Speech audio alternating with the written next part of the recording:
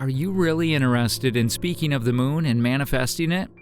Is it funnier, but that is not always the right card. Scientifically, we say the moon is only the Earth's natural satellite, which accompanies and influences us in many ways. It's no secret that witches like the moon, and being able to use the energy of each moon phase to your advantage can help you cast spells with incredible potency. In actuality, most people sense a connection to Earth's natural satellite, whether or not they identify as witches. When we were in middle school, we just gazed up at the sky and felt comfort in the moon and the knowledge that we could see it from so far away. Witches often think of the moon as the mother energy and the sun as the father energy.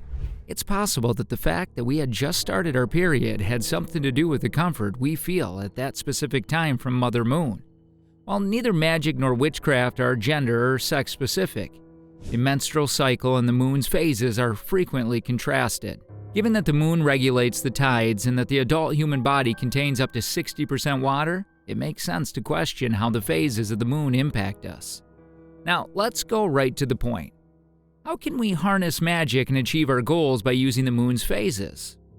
The moon is among the most significant magical relationship we have as witches, or otherwise practitioners of magic generally, and it's normal practice to work with the moon and practice a magic regardless of the method of working advocated by practitioners using lunar energy when casting a spell employment or coordinating your timing witchcraft in the moon's phases.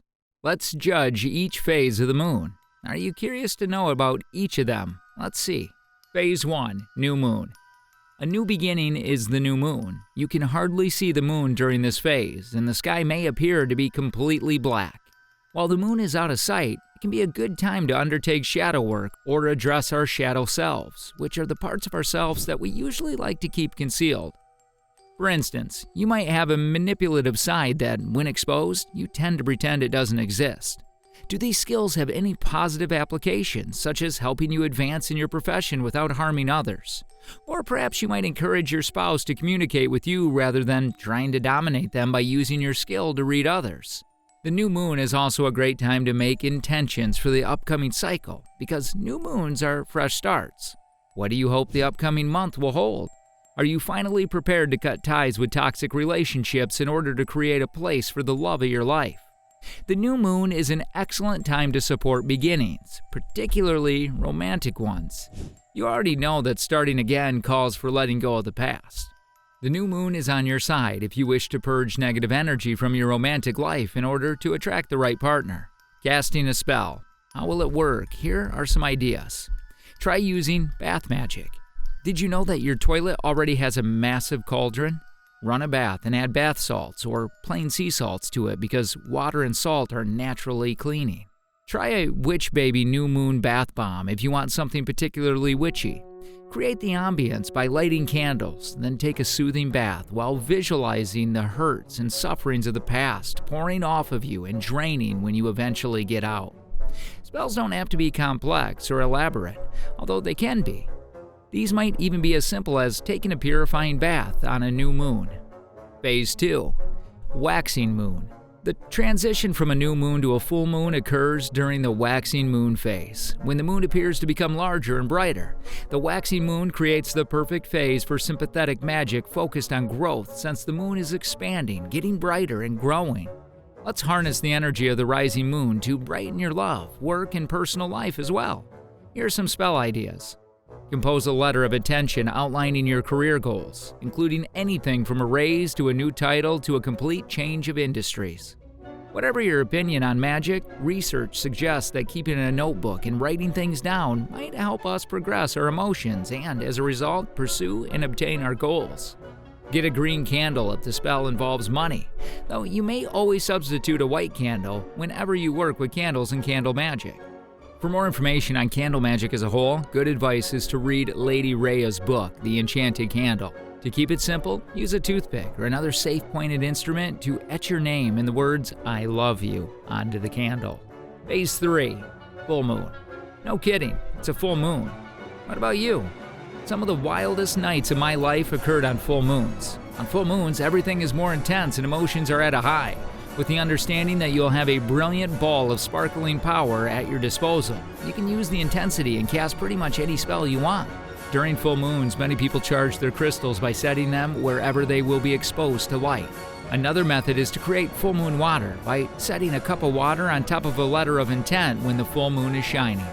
Let the water charge under the full moon, then drink it up, which... Any magic is possible. A full moon is a powerful moment to perform any magic, but it's also when psychic skills are at their peak. Under a full moon, even though your emotions are raw, trust your gut. To meditate under the light of the full moon to get insight into a situation is one of the simplest and finest uses of its energies.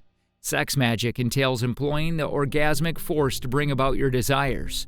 Masturbate while the full moonlight streams through an open window. As you arrive, visualize your goal, whether it is to find your ideal spouse, get a promotion, or to love yourself. Powered by the full moon and orgasm, that magic will indeed work. Phase 4. Waning Moon. The waning moon is the time period in which the moon is getting darker again, moving from a full moon back to new. Remembering sympathetic magic, the waning moon is great for banishing work or cutting cords with the past lover. However, you don't always need to banish a person from your life entirely. Some of the most powerful banishing work you can do is spells to rid yourself of feelings for someone you know is bad for you, insecurity, or self-doubt. I've always found that empowering myself works better than trying to change the will of another. Banish unfair treatment at work, banish your imposter syndrome, remove unwanted negativities that are keeping you from living the life you deserve. While the moon is transitioning from a full moon to a new moon, it's said to be in its declining phase. Remembering sympathetic magic, the waning moon is great for banishing work or cutting cords with a past lover. But you don't necessarily need to completely exile someone from your life. Some of the most effective banishing work you can perform involves casting spells to get rid of feelings you know are unhealthy for you, as well as insecurities and self-doubt. We've always discovered that asserting your own will works better, and some would say is more moral, than attempting to influence another person's decisions. Throw out any ideas that suggest you deserve to date pals. Eliminate unfair workplace behavior. Make a list of all your worries. Many witches would advise you to get rid of it at a crossroads. We might also burn it, but please use caution to avoid being harmed. Not by setting your place on fire, but by getting rid of those unpleasant thoughts. Always practice fire safety because the moon doesn't want that for you either. She wants you to realize how powerful and cherished you are. Try a little and take basic actions, work or tidy up a few areas, and observe how things evolve and progress. I swear by the moon's energy if we simply need to experiment for a while. That will arrive to you rather quickly, small, and before you know it, we will have a very understanding of how to use the moon in our routines. Keep in mind that their rush, give it some time. Witchcraft is an activity. Keep learning about it, and throughout your entire life, strive for it, so you can take as much time as you want, as you must become familiar with these, despite the fact that this was a lot of energy of knowledge. You don't feel as much, as it is acceptable to have everything written down right away. You may find it surprising to know about these great facts regarding the phase of the moon, so for more interesting facts and amazing videos, stay tuned to our channel.